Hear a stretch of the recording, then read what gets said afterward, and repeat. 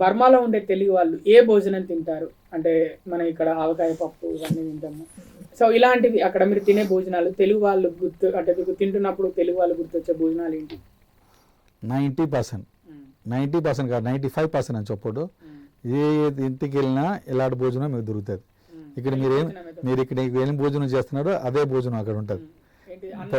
పప్పు చారు మనకి ముద్దపప్పు,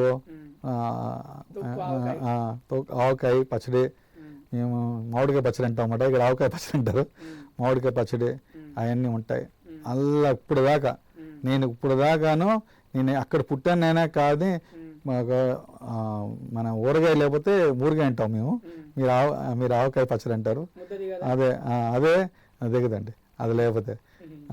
ఒకటి మాత్రం కనిపెట్టాను, పెరుగు మాత్రం లేదు ఇక్కడ. పెరుగు మస్ట్ బి. అక్కడ పెరుగు మాత్రం అంత అలవాటుగా తినలేదు. మా పిల్లలు ఇక్కడ చదువుకున్న అలవాటు వాళ్ళకి వచ్చింది. నేను చిన్నప్పుడు ఏం చేశానంటే, మా నాయనగారు ఏం చేశారంటే, మా పిల్లలు ఎవరో తెలుగు భాష మాట్లాడేవారు గారు. నేను చూస్తే పెద్ద లీడర్ని, నేను హిందూ ఇక్కడ ఆర్ఎస్ఎస్ అంటారు, అక్కడ వచ్చి హిందూ రాష్ట్రీయ సంఘం ఉన్నది, అక్కడలో కూడా నేను ట్రెజరర్గా ఉన్నాను. హెచ్ఎస్ఎస్ అక్కడ నేను పూరా బర్మా దేశానికి ట్రెజరర్ అనమాట. సో మా నాయన చెప్తే నువ్వు పెద్ద లీడర్గా ఉంటావు, పిల్లలు చూస్తే ఒక్కరు తెలుగు మాట్లాడరు. అప్పుడులో చెప్పబోతుకి మనసు చాలా బాధేసింది. దిస్ ఈస్ 15 years బ్యాక్ మాట. సో అప్పుడులోనే ఈ ముగ్గురికి తీసుకొని వచ్చి విశాఖపట్నంలో పట్టేసి ఇక్కడ చదివించాను.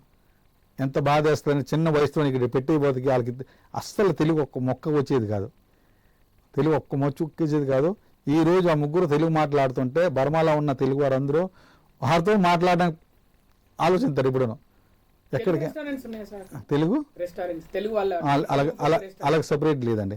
హిందూ రెస్టారెంట్స్ ఉంటాయి అక్కడ మా మోస్ట్లీ ఏంటంటే చిట్టి రెస్టారెంట్ రాసి ఉంటుంది. ఉన్నాయి ఫుడ్ ఉన్నది, అది ఉన్నది.